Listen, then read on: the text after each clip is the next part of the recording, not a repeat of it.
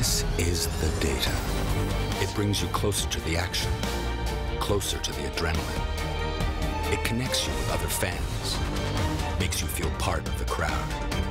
It reveals new perspectives, unlocks hidden insights wherever you are. This is the data. Data is a game changer.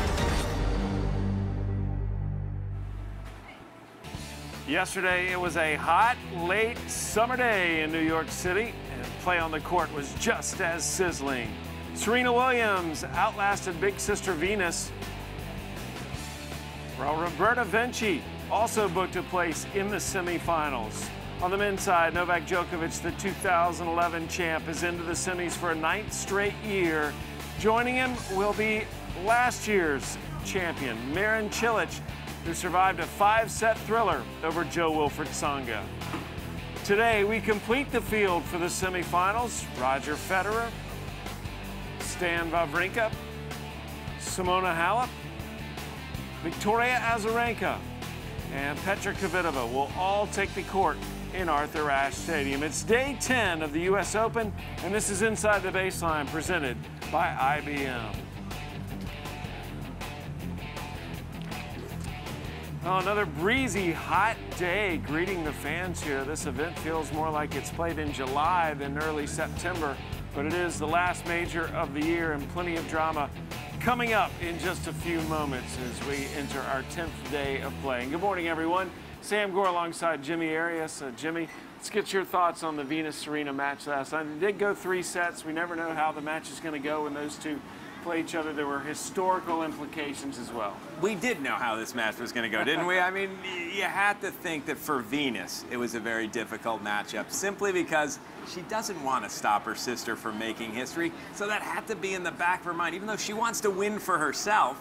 But she's in a conflicted state, whereas Serena, she says, I hate to lose. You can see that she didn't want to lose. So she's one way, I want to win this match, Serena. Big sister, not sure. The person who really wanted to win is the one who won. Well, you kind of lost your bet on saying that Tsonga was going to win the title this year, or at least make the semis. What happened with him against Cilic? Yeah, I had Tsonga in the semis. You're right. I have to say I'm sorry to Marin Cilic. Last year's defending champion, I gave him no chance, really, to repeat or make it back to the semifinals even. We've shown him in our clips, but I thought that's just because he's defending champion, not because he actually has a chance. But obviously he does have a chance. Cilic is playing fantastic. Tsonga gave him a tussle, but not quite enough.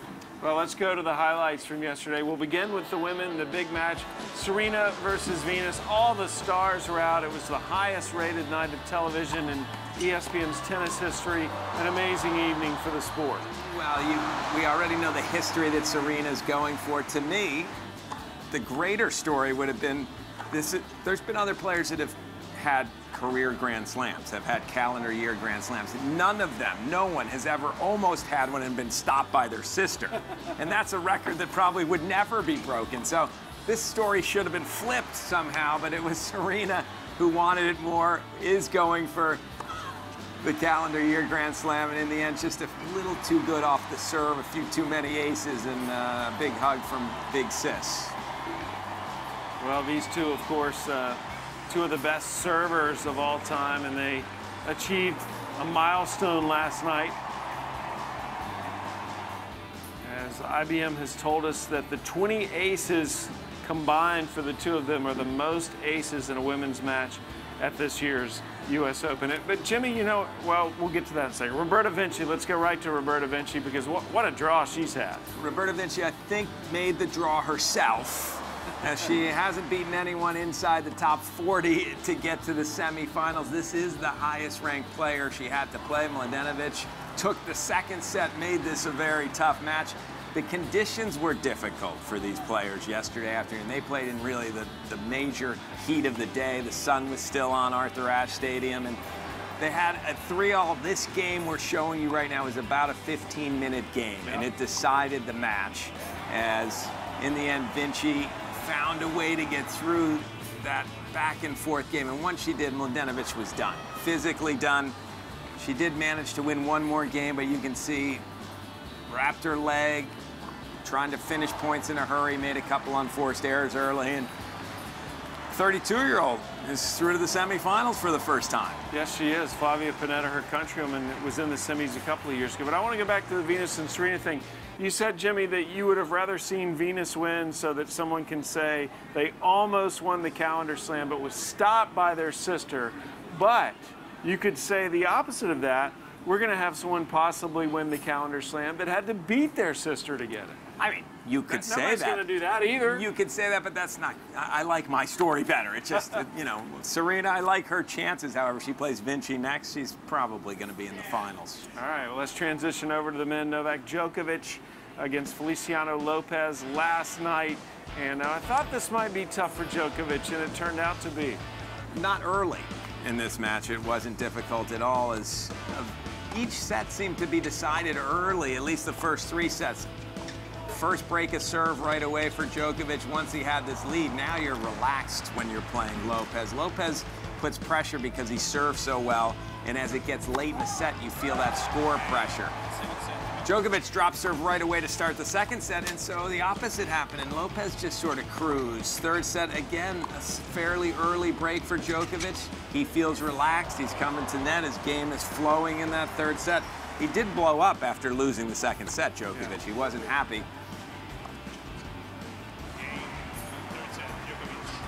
And then they came to the 4th set. And the 4th set was the one where we expected more sets to be like this one. It went to a tiebreak, holding serve, and Djokovic came through with a couple good returns at the right time and able to take another tough 4-setter, his second tough 4-setter in a row. So a good tournament for Lopez, coming to an end at the hands of Novak Djokovic, the #1 seed as he moves on to the semifinals for the 9th straight year here at the U.S. Open. He's only won the title once. So has Marin Cilic, and this was an excellent match from start to finish. It was one of those where Tsonga, we thought maybe was going to produce a great comeback. Well, early on he wasn't looking that great. He's not moving quite as well as I thought he should, Tsonga. At times he gets a little flat-footed, and Cilic was able to take advantage, really dominating those first 2 sets, not struggling at all in his serve. But then Tsonga got his knee taped up. Maybe it was just a knee problem, because as soon as that happened, he started coming with a little more energy. He takes the 3rd set. 4th set, he had to save a couple of match points, and that's the fire that I expect to see from Tsonga in a Grand Slam tournament. He manages to take that 4-set tiebreak. Now you think he's really got a shot. His opponent's staggering, having had match points. Normally you win that match in the 5th set, but give credit to Marin Cilic. He's a champion here. He doesn't want to relinquish that crown. He's fighting hard, and he got it back together for the 5th set. You can see the relief and elation on the look on his face after that tough 5-set win. Yeah, I mean, he hasn't been to a final since last year when he won the U.S. Open. He seems to bring out his best here in New York. It's good to see him back in the semis. And we're about to see Renee Stubbs right now as she has our daily IBM Game Changers feature. Well, I'm here with Elizabeth O'Brien from IBM, and you guys are the stats keepers for the US Open. And one of the things that's so interesting about tennis is the different styles of play. And certainly someone we're interested in hearing about is Simona Halep. So we've looked at a few of her stats going into the quarterfinals, and we've noticed that she's won 56% of her return games. And we've also noticed that against her opponent's unforced error rate goes up 40%. Well, that's pretty incredible. But I think one of the things that we forget about Simona Halep is how great a mover she is. She also has the ability to play defense and then offense. So I think players panic a little bit with her, not only to get the ball into the open court quickly because she's such a terrific mover, but also because she has the ability to turn that defense into offense. So there's a little bit of panic amongst her opponents to hit the winner quickly. Well, another interesting style of play is, of course, the big hitting from Stan Wawrinka. And you've got some interesting stats on Stan as well. Yeah, I mean, we've seen his high-risk game really paying off this tournament. His winner rate is 33% above the tournament average, and his opponent's winner rate is 44% below the tournament average. Well, I think the thing with Stan is that he hits the ball so heavy that when he hits the winners in places where players certainly aren't, you know, that ball is getting by them very quickly. Another thing is that players feel a huge amount of pressure from his heavy, flat ball. So I think for them to hit winners off of that type of shot are very difficult. They will be playing a lot more defensively against someone like Stan Wawrinka. He's such a big hitter of the ball. Okay, well, thanks, Elizabeth. I guess we're going to see and find out what style of play is better, defensive, offensive, or maybe a little bit of both.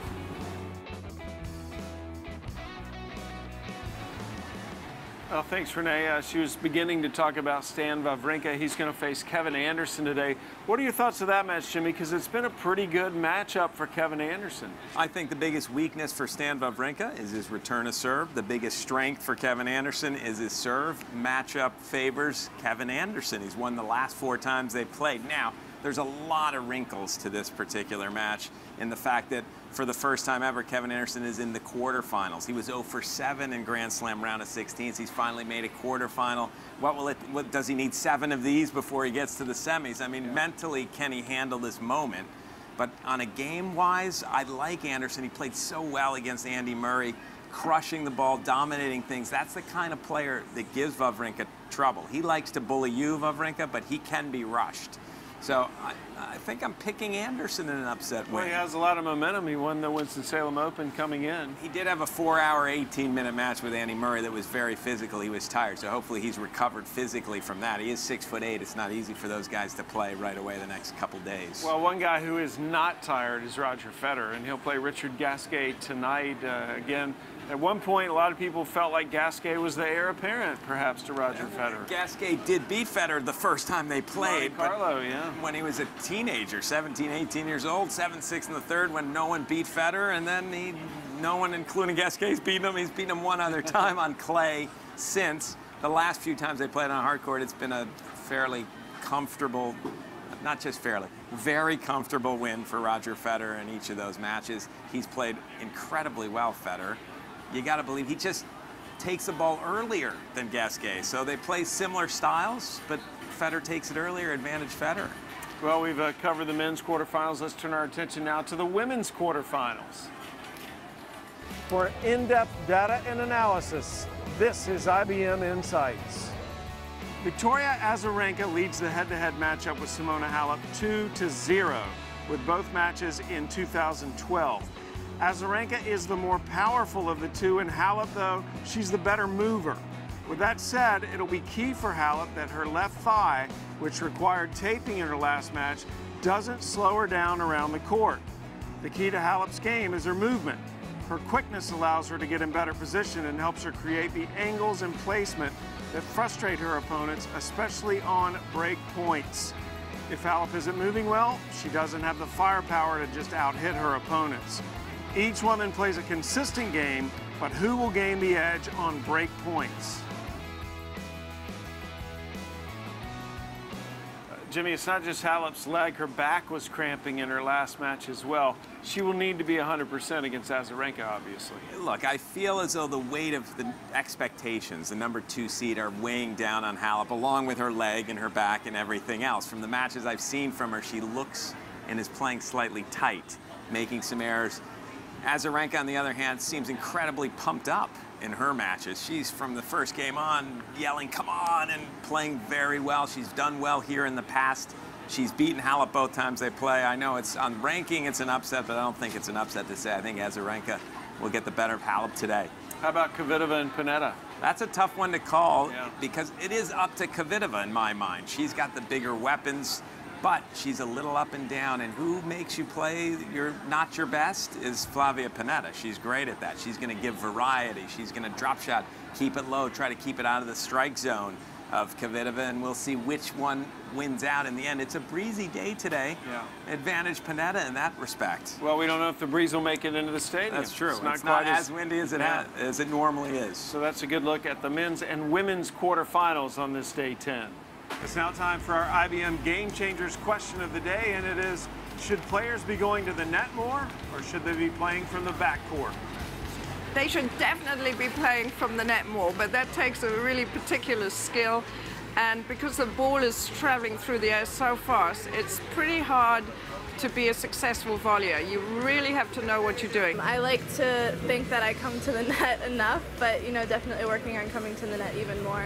I'd like to see players come to the net more, but I think mathematically it's impossible because it takes less than half a second for a serve like Raonic to get to the returner.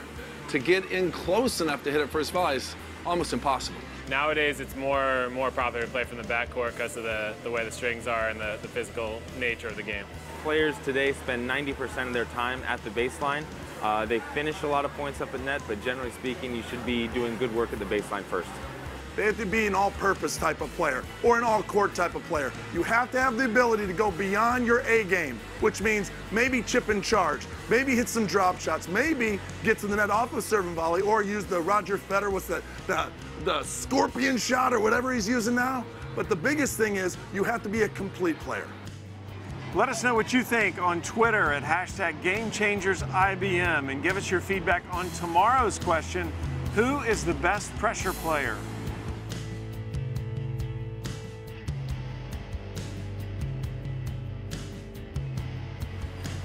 I think what Luke is referring to is the saber, but I learned something there in that piece, Jimmy. According to Luke Murphy Jensen, it's mathematically impossible to come to the net. Did you know that? Actually, I agree with Murphy in some ways. It's mathematically difficult to serve in volley. If you're serving 135 miles an hour, that ball's already on your opponent's racket. You don't have time to get to net. Obviously, you can get to net behind a approach shot, a big forehand, wait for your opponent to be in trouble. Having said that, whatever Luke was drinking, coffee, whatever, I want that energy. I need that drink for the next show. Do you think more people should come in or stay back?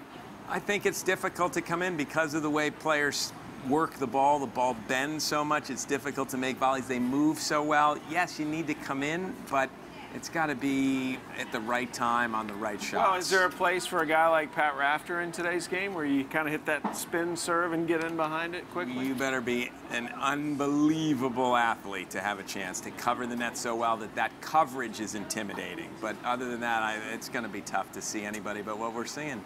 Well, it's an interesting question. Good debate. How about your thoughts on today? Any predictions as to who's going to move through in our matches? We got Federer, Gasquet. You got Anderson, Wawrinka. I've got Anderson and Federer. Okay. Kvitova, Panetta, and then Halep, Azarenka. Azarenka, and then I'd love to sit on the fence, but I'll go with Kvitova to continue playing well here. All right, you heard it, and we're looking forward to seeing how it all plays out. We're moments away from starting day 10 and ending the quarterfinals on both sides of the draw. We invite you to participate in the program by tweeting or going to Instagram and ending your post with #InsideBaseline. For Jimmy Arias, I'm Sam Gore. Enjoy day 10. You've been watching Inside the Baseline, presented by IBM.